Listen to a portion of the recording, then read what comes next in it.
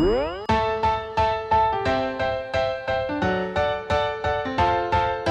everyone, I'm Cappy and you're watching Beyond the Plate, but just a taste. If you'd like to hear this podcast episode in its entirety, you can do so on all major podcast platforms. As for me, I'm a chef by trade and hospitality professional. These days, I head up Rachel Ray's culinary operations and co-founded her cooking and kids charity called Yummo. 5 years ago, I had the idea to put together a podcast where we sit down with the world's culinary elite and explore their journey into the food industry and the social impact they have made in their community, how they give back, hence the name Beyond the Plate. If you're new to the podcast, welcome. If you listened before, we're so glad you're back. We're bringing you a little taste of our full audio episodes here and hope it inspires you to cook or, like the chefs we feature, make a difference in your community. Reminder, the entire conversation is on our podcast Beyond the Plate. On to this week's episode. John, we actually reached out to President Obama and his team. They wrote back and they said, I quote, "Always great to hear good news about John. Pass along our well wishes. He knows President Obama is proud of him." You were granted a presidential pardon by President Obama. I want to hear about that moment, and I guess it's safe to say that it changed you. You know, I talk about this often.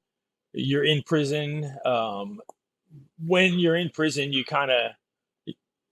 it's like when you have an injury and you put ice on ice. Let's say you're playing baseball and you throw your arm out and you're icing it down, right? You become numb, right?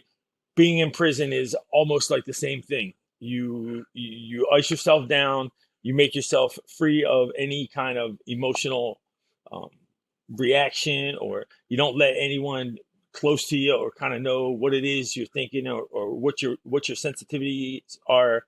You watch George Bush get reelected, you're mad. President Obama comes swarming in, he gets elected, and everybody thinks finally we have somebody who's going to understand the injustices that are in the criminal justice system.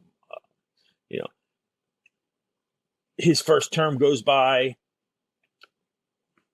Many of us start to give up on him. And then Eric Holder and him announced the Clemency Initiative. And it was a big deal. Obama's entire presidency was a big deal for inmates in prison. I remember the night that he was sworn in, when he came out on stage in that park in Chicago. It was him, Michelle, the kids. Everybody in the prison was up. It was like 11 o'clock at night. And everybody in prison was up watching them guys come out on that stage. And, you know, his whole campaign was hope, right? Yes, you can. And when you looked around the room in the prisons that night, that's what you saw. You saw people, you saw young kids, you saw older men, you saw blacks, browns, every nationality in the world saying, you know what, maybe we have a chance. Maybe we have a chance that someday, you know, not that the doors are going to open and floodgates, everyone's going to come out, but maybe we have a chance that there's going to be some reform. And like I said, his first term went by and nothing really happened. And some wiser individuals realized that he wasn't going to make too many waves during his first term, especially if the Affordable Care Act. But when Eric Holder and him announced the Clemency Initiative, you know, it was like the gossip mill in the prison just spread, you know, and everybody was excited and everybody was on the yard, you know, everybody was talking about it. And they said, if you're a nonviolent offender, you receive more time than you would have had you been sentenced at that time. You've never been in trouble in prison. And your current charge is nonviolent, and you served more than 50% of your sentence.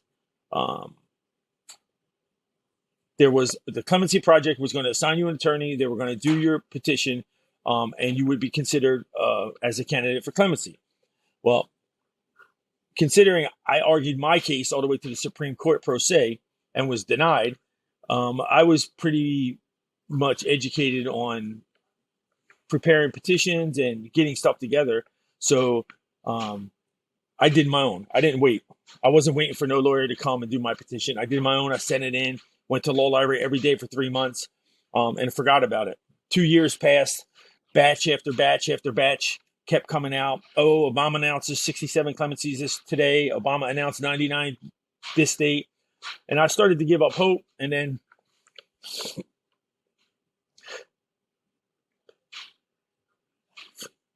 I'll never forget it. August 3rd, 2016. I was working as a landscape clerk, and I was back in that landscape yard. And I heard my name come over the intercom. They called me to my counselor's office, and they said, SIS wants to see you at 1 o'clock in the warden's office. So SIS is like the internal police agency inside the prison. It's like your local police department. Anything that happens inside the prison, they investigate it. But they're powerful. They're powerful people. They could What did you arrest a think they prison were guard. calling you in for? Who knows? You know, when you're in prison, they play all kinds of games. They call you in to try to ask you information about the next guy, or, you know, you were on the yard this day and this guy got hurt, and what did you see? 9 out of 10 times you tell them to go screw themselves. You ain't telling them shit. But my smart ass, I said, they want to see me at 1 o'clock? Screw that. I'm going there right now. So I go there. It's like 11 o'clock. I go there, and the warden's like, I was his clerk. I used to cut his grass. I used to drive his wife to the grocery store, you know, and he's like, just come back at 1 o'clock. So I go back at 1 o'clock. There's like 6 guys sitting on a bench. I'm looking around. I'm like, there's no relationship. Like, there's 6 of us from all over the country. We're all different ages. We're all different races. We're all in for all different crimes. None of us hang out together. None of us work in the same places. So I'm like, this is weird. Like, something. So then I said to everybody, I said, hey, did everybody here apply for clemency? And one by one, everybody said, yeah, they did.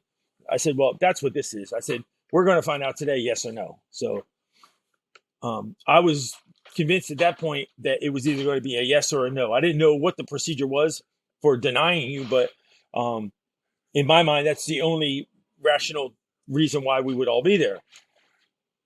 So one by one, they all went in, and they came out slamming the door, cursing SIS, saying these people are crazy, always trying to drum up some shit. So I'm like, oh, maybe this isn't clemency. So I got in there. The phone rang, and the warden said, answer the phone. Well, I'm sure most of your listeners and yourself have never been in prison, but you don't answer the phone in prison. You answer the phone in prison, and you're never going to see the yard again for years. So I answer it, and on the other end of the phone, it was a lady. She said, John, this is Temitope Youssef. I'm the attorney who was assigned to you for the Clemency Project, and just want to let you know that Barack Obama signed your petition this morning.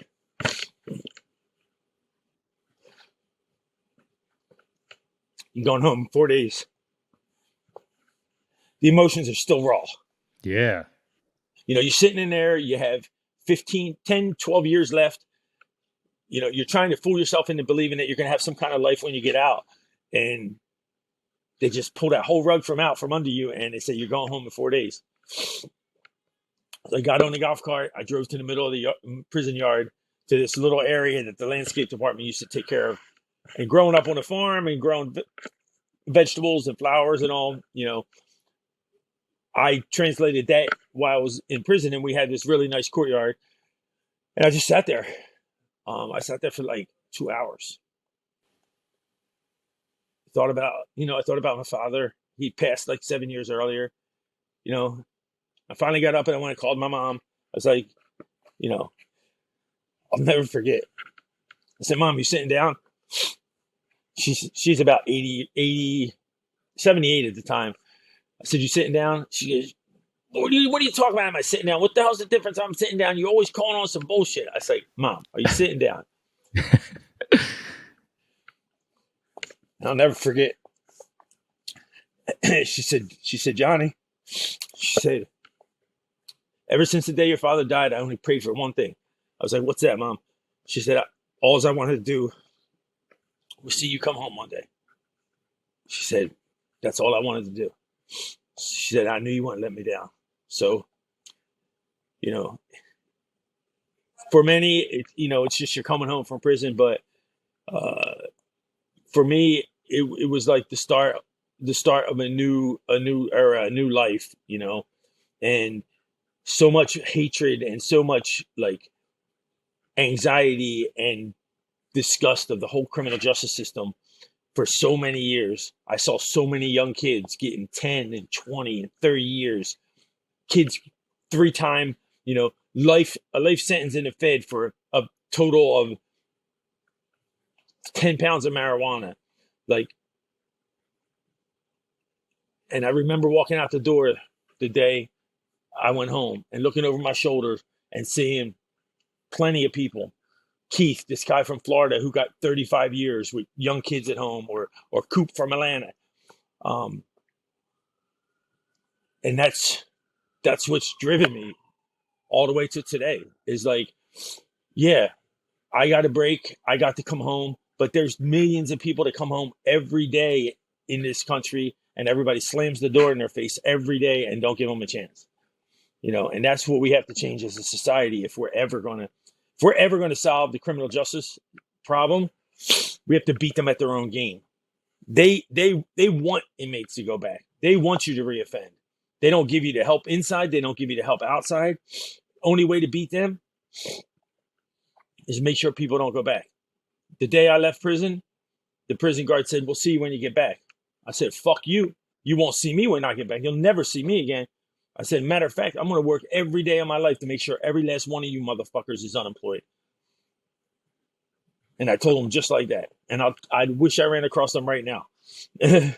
Love it, man. Thank you for sharing that. All right, John. Well, I'm super excited for this next part on social impact and giving back. As I believe you know, our podcast, we celebrate social impact with every guest on the podcast, learning how they do it, causes they work with. You've already touched on some incredible work you all do with organizations through Crafted Hospitality at the restaurant there. But I'm really curious for you to tell me about even more of the work you're doing. I know there's quite a bit. You're an avid supporter of criminal justice reform and advocating, for providing opportunities for people who may not otherwise have them.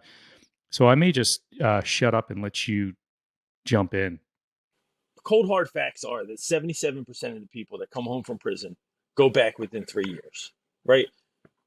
We're all foolish if we think that all 77% of them people want to go back to prison, right? So how do we address it? How do we dissect it? How do you look at a problem and say, why is this happening and what can we do about it, right? 50% of society says, I don't give a fuck. It's not my kid. It's nobody I know. They made their choices. They know the consequences. That's not always the case, right? Blacks and browns have it 10 times worse than any other ethnic background, right? The internal systemic racism that many of our institutions have block them in a lot of ways. In New York City, housing is the most difficult thing for citizens making $250,000 a year. Housing is the most difficult thing in New York City for people to secure, right?